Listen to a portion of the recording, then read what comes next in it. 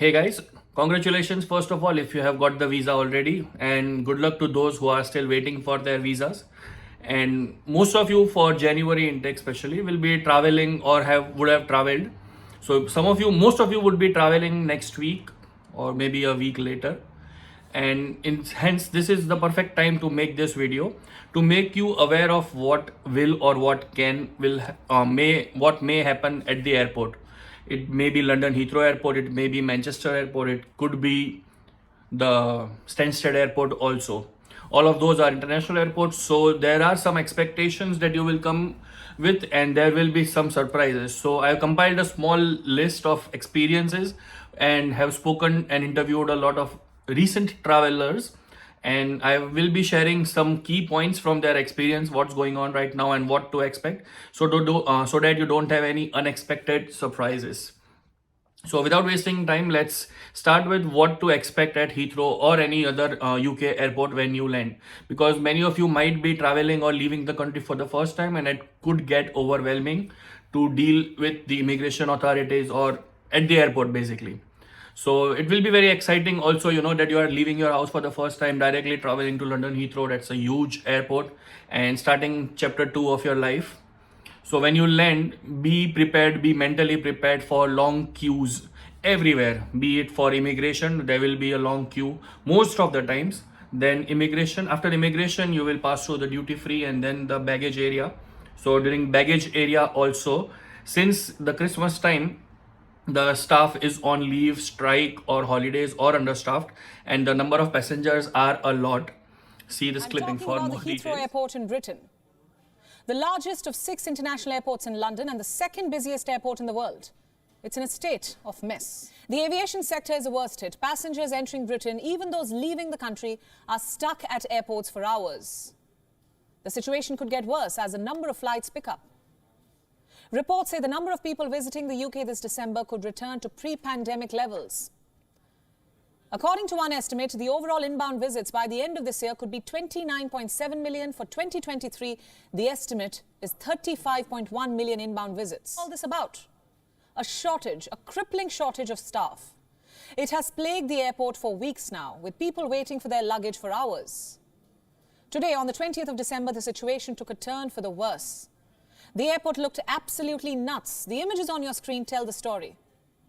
There were piles of luggage lying astray with no staff inside. So a number of passengers have increased and they are a lot. So the airport is not prepared basically for such huge volume of people and baggage. So be prepared to at least, have a couple of hours spare when you book a taxi or your relatives coming in to pick you up. Make sure they know that there will be long waiting times at the airport, for starting from the immigration queues, then the baggage queues, then the going out queue also. So you see some pictures online, they are very easily available also nowadays. Current situation of Heathrow Airport or even Stansted Airport is not so friendly, and a lot of crowd is coming in. So be prepared for that. That's the first thing.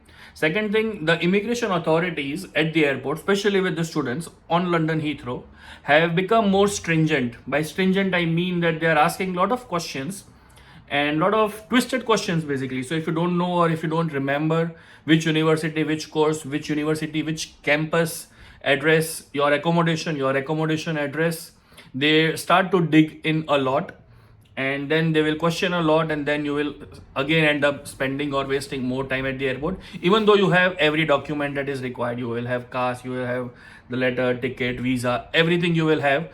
But if you're not prepared for such questions, it might get overwhelming and you need to prepare. So make sure you watch the immigration interview question video that is available on YouTube, not on my channel, maybe not the recent one, but yeah, be prepared for such questions and make sure, be very, very sure of your accommodation. Where will you be staying?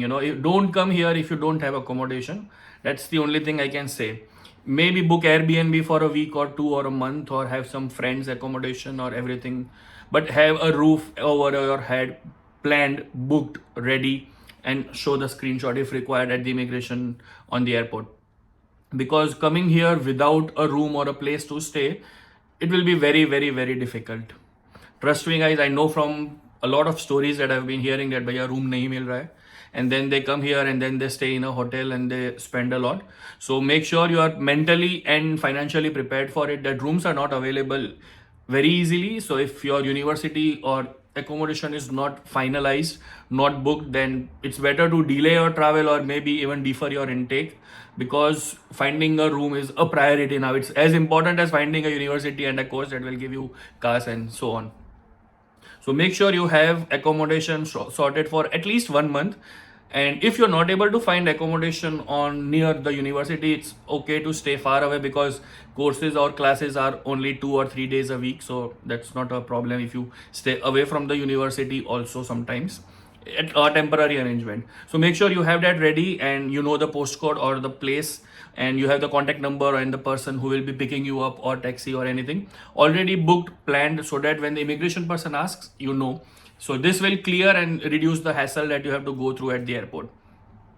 This is one more thing. And of late, there are certain small incidents, like, know your duty free rules is what I am trying to say in this point. Because some students or some people, basically it's not generally students, some people carry more than the allowed duty free limits, and immigration authorities, I know they don't have any business of checking how many cigarettes you are carrying, but they might ask you, and seeing on your passport also it might be written that okay, you have scanned, and it might when they scan they might see, I don't know how, but they do ask. And sometimes, it's not everyone they ask, but sometimes they do ask. And if you are carrying over your limit, they might tip off the custom authorities here, and again you end up throwing your cigarettes or paying something and wastage of time. It's not really worth it. I understand cigarettes are very expensive in the UK, but carrying from your home country, most likely it's India, because my audience is India. I have seen, especially for people traveling from Delhi and Chennai airport, the duty free, DFS duty free over there have the habit of overselling कि ले जाओ कुछ नहीं होगा. But just remember guys, they are salesperson, so they will always want you to carry more, because there's no fine or action against the person selling. It's always about the person who is traveling. And for sure, once you land here, you will never go back to the same duty free and ask them, "Bhaiya, kyun kiya aisa?" So it's always good to be on a safer side and know the rules of the customs carrying allowance, duty free allowance. And if you want to carry more, just be ready to pay the duty, which up to you. It's up to you to decide.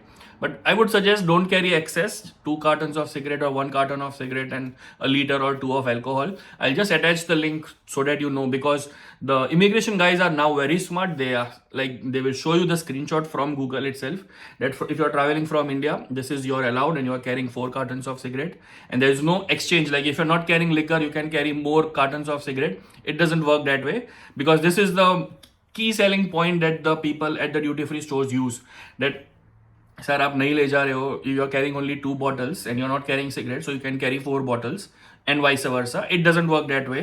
So be very careful while you are carrying alcohol, cigarettes, or anything which is not which is dutiable, and know your duty free limits while you are traveling to avoid any hassles.